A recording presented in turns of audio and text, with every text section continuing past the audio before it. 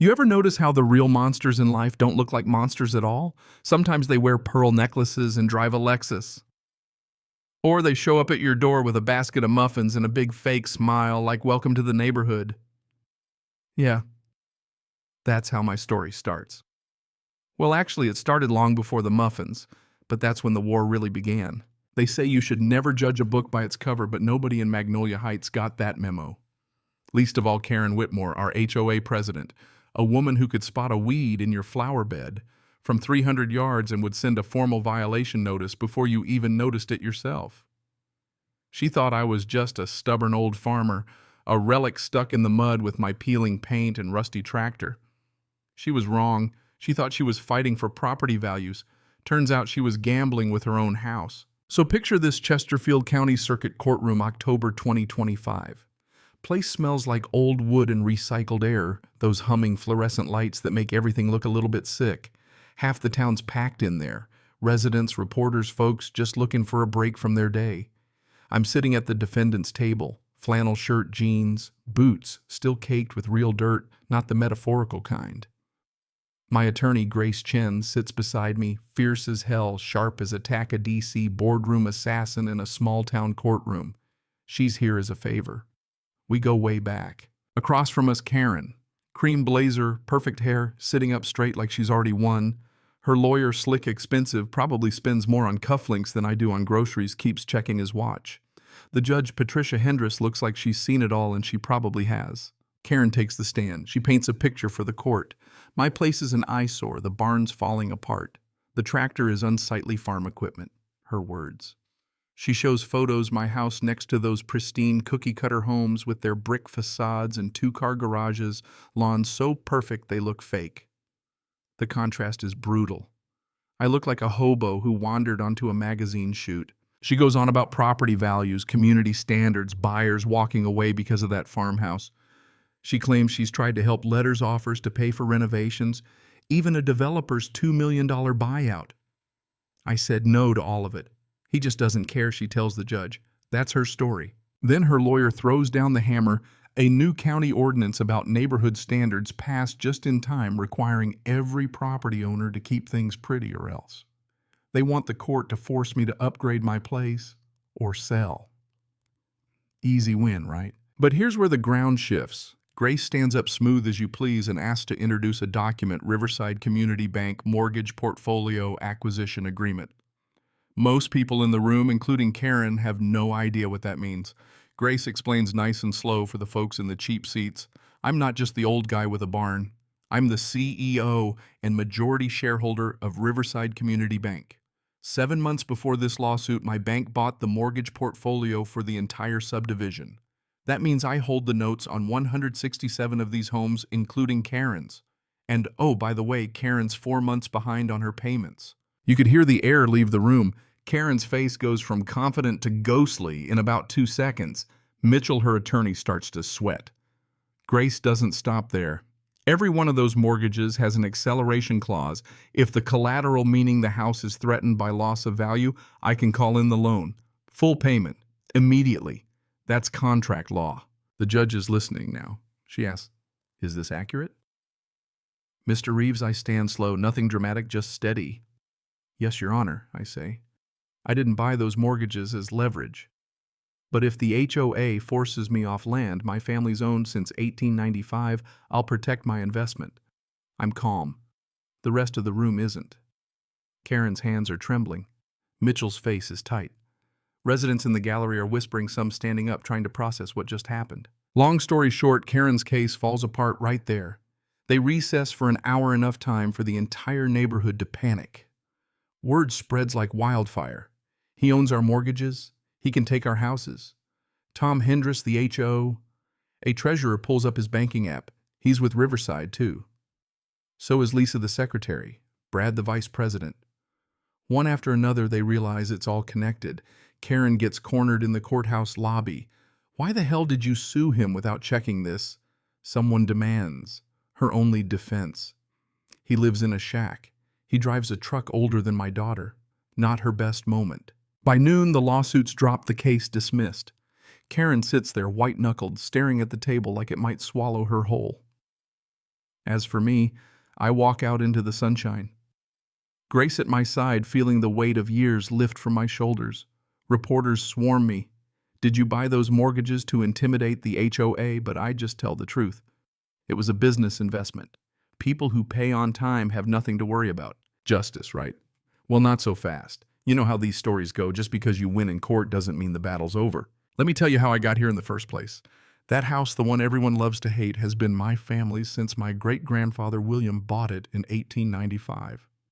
5 acres, timber frame, white clapboard siding, wraparound porch, the works. It wasn't fancy, never was.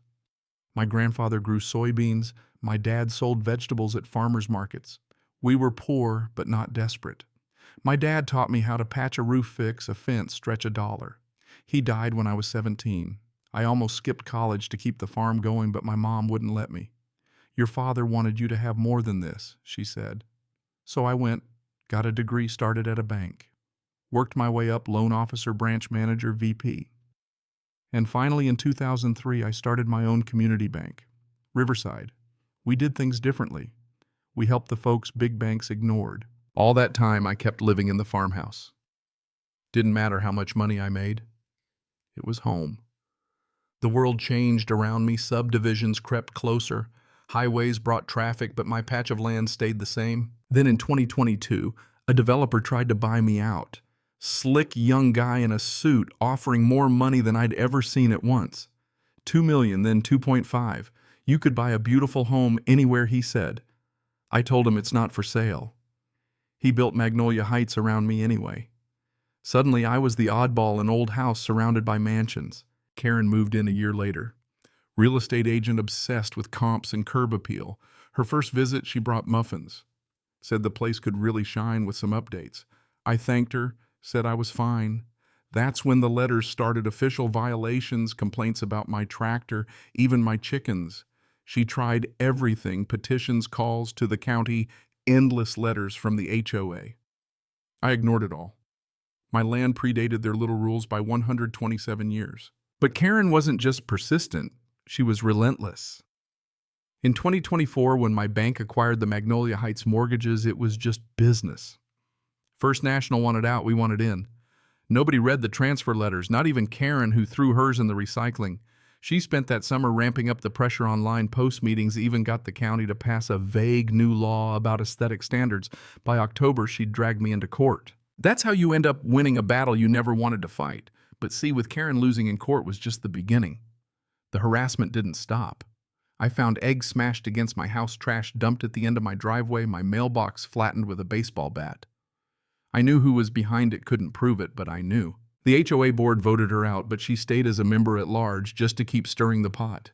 She started a private Facebook group, Magnolia Heights Property Values Defense, 47 members and counting. Diane, my one decent neighbor, kept me updated. She posts about you 3-4 times a day, Daniel. I think she's organizing something. Sure enough, I woke up one Saturday to 30 people on my driveway, Karen leading them with a megaphone, upgrade or leave. Respect the neighborhood. They were chanting my name like I'd committed some crime. Grace told me not to engage, call the sheriff, let them handle it. The deputies cleared them out, but not before Karen locked eyes with me and mouthed, "This isn't over." That night, someone poisoned my chickens. Antifreeze. 3 died, 2 barely survived. That's when I stopped turning the other cheek. I asked Grace to check Karen's mortgage. She was 4 months past due. That's foreclosure territory, plain and simple. Grace warned me about the optics, but I was done caring about appearances. This was about accountability. So I pulled the trigger, foreclosure notice, certified letter, the whole 9 yards. Karen's reaction. She blew up her Facebook group. This is retaliation. The banker is out to destroy us, but the story didn't stick. People started asking questions. Wait, did you stop paying your mortgage? Even her allies turned on her. And she wasn't alone. 6 other vocal HOA supporters were behind on their payments too. They got notices and panic swept through the subdivision. At the next community meeting, Tom spelled it out. If you're current, you're fine. If you're not, pay up or get out. Karen tried everything, begged friends for money, applied for loans, listed her house for a short sale. No dice. I refused the sale. Her house was worth more than she owed. She showed up at my porch crying, begging for mercy. I told her the truth. She wasn't sorry for what she did, only sorry she lost. She had 30 days. By January, all 7 homes had reverted to the bank. Local media pounced bank CEO evicts 7 families over HOA feud. I was the villain. Never mind that every one of them had stopped paying long before the lawsuit. It didn't matter. The hate mail poured in. Protesters showed up at my bank. My board demanded a response. So I gave one interview with a real reporter. I laid out the timelines, the payment histories, the vandalism reports. He published it all: receipts, screenshots, evidence. Public opinion flipped overnight. Karen's supporters shrank away. Her real estate license got suspended, then revoked. She declared bankruptcy, lost her second apartment to eviction, and ended up living with her sister in North Carolina. The rest quietly moved on. I didn't gloat, but the lesson was clear: actions have consequences. You don't get to harass people and skip your mortgage and expect the world to let it slide. Now here's where the story could have ended: me alone in my farmhouse, 7 empty homes, dark as tombs, the HOA broken, the neighborhood scarred. But I'm not a monster, no matter what Karen's Facebook group says. I called Tom, the new HOA president, asked for a meeting. My proposal was simple: dissolve the HOA. I'd sell the foreclosed homes at 20% below market value, but only if the HOA went away for good, and every buyer agreed to leave my property alone. No more lawsuits, no more nonsense. They debated, voted 142 in favor, 38 against. The HOA died that night. The homes sold to new families, young couples, first-timers, people grateful for a break. The tension faded. I got my peace. I painted the farmhouse because I wanted to, not because anyone forced me. Repaired the barn, bought new chickens, named them after my heroes: Eleanor, Rosa, Amelia, and the rest. Karen. She's a ghost now. Her name comes up only as a cautionary tale: the woman who picked a fight with the wrong neighbor. As for me, I get to sit on my porch every morning, coffee in hand, watching the sunrise over the same land my great-grandfather once walked. I'm not rich because I own a bank. I'm rich because I get to stay home. If there's a moral to the story, it's not about money or power.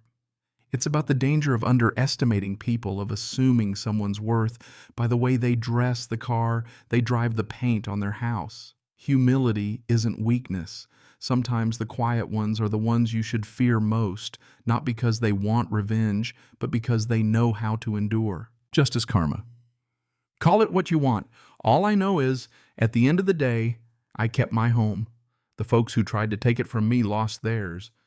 The HOA is gone. Peace has a price, but it's worth paying. And I'll be here rocking on this porch, chickens clucking in the yard garden, growing long after the drama fades. But hey, let me ask you this. Where do you draw the line between justice and vengeance? When does protecting what's yours become cruelty? If you'd been in my boots, would you have done anything different? Drop your thoughts below. Let's hear where you stand on power, on mercy, on what's truly fair. And if you've ever tangled with an HOA or had a neighbor from hell, tell your story. Maybe you'll help the next Daniel Reeves keep his home. Cảm ơn các bạn đã xem video.